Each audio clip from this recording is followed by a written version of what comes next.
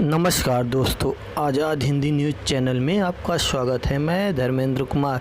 आज हम बात करेंगे, आज रैली थी प्रधानमंत्री नरेंद्र मोदी जी की, जो भोपाल में उन्होंने रैली को संबोधित किया। उन्होंने कहा आज भारत में पहला जनजाति गौरव दिवस मनाया जा रहा है। माननीय नरेंद्र मोदी जी ने रैली को संबोधित करते हुए कहा, 15 नवंबर को भगवान बिरसा मुंडा जी का भी जन्मदिन है और वो स्वतंत्रता सेनानी थे जिन्होंने अंग्रेज़ों के खिलाफ युद्ध लड़े थे। और आज प्रधानमंत्री जी ने भोपाल में आयोजन इस रैली को संबोधित करते हुए बोला, और आप समझ सकते हैं कि ये रैली किस तरीके से लिया जा रहा है। 5 राज्यों में चुनाव है, जो उस राज्यों को देखते हुए भी ये रैली किया गया है, और ये रैली चुनाव के लिहाज से बीजेपी के लिए बहुत फ़ायदेमंद है। दोस्तों, उन्होंने इस रैली में विपक्षी दलों पर भी निशाना साधा और कहा कुछ लोग आदिवासियों को पीछे ही रखना चाहते हैं, उनको अंधेरे में ही रखना चाह रहे हैं, इसलिए उनके पेट में दर्द हो रहा है, मैं ये रैली कर रहा हूँ। तो आप प्रधानमंत्री जी का ये भाषण सुनिए। आज भारत अपना पहला जनजातीय गौरव दिवस मना रहा है।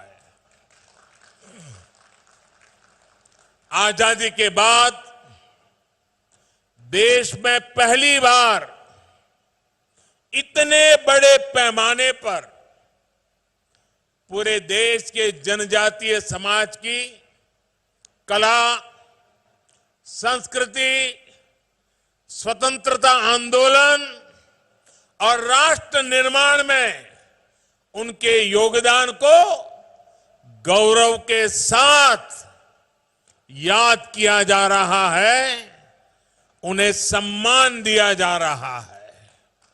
साथियों, आज यहां भोपाल आने से पहले मुझे रांची में, झारखंड, भगवान बिरसा मुंडा स्वतंत्रता सेनानी म्यूजियम का लोकार्पण करने का सौभाग्य मिला है। आजादी की लड़ाई में जनजातीय नायक नायिकाओं की वीर गाथाओं को देश के सामने लाना, उसे नई पीढ़ी से परिचित कराना हमारा कर्तव्य है। गुलामी के कालखंड में विदेशी शासन के खिलाफ खासी गारो आंदोलन, मिजो आंदोलन, कोल आंदोलन समेत कई संग्राम हुए। गौंड महारानी वीर दुर्गावती का शौर्य हो या फिर रानी कमलापति का बलिदान, देश इन्हें भूल नहीं सकता।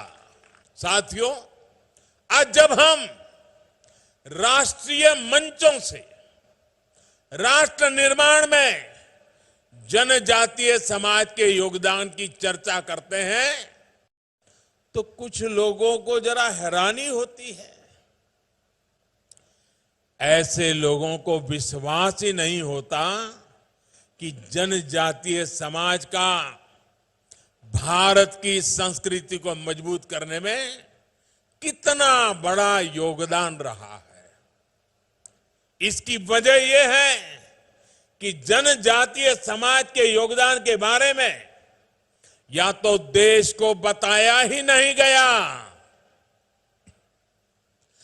अंधेरे में रखने की भरपूर कोशिश की गई, और अगर बताया भी गया तो बहुत ही सीमित दायरे में जानकारी दी गई।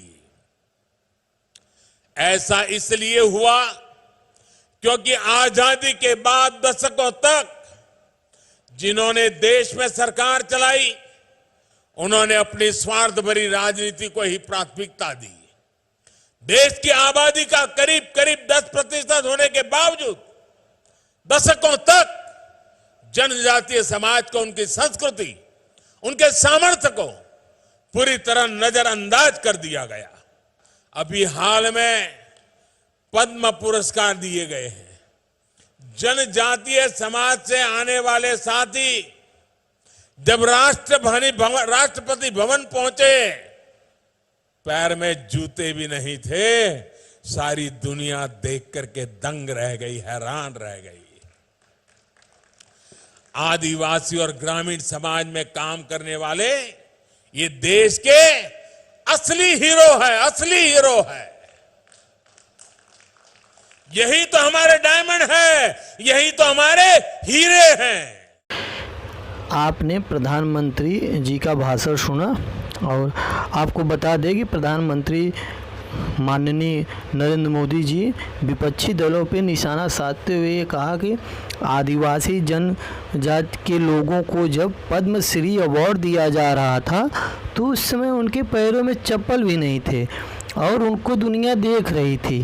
यही व्यक्ति को भी पद्मश्री अवार्ड दिया गया और आप ऐसा ये हमारी सरकार में ही संभव था। चलिए दोस्तों, अगर हमारा वीडियो आपको अच्छा लगा हो तो चैनल को सब्सक्राइब करिए, लाइक करिए और कमेंट करना ना भूले। धन्यवाद। जय हिंद, वंदे मातरम।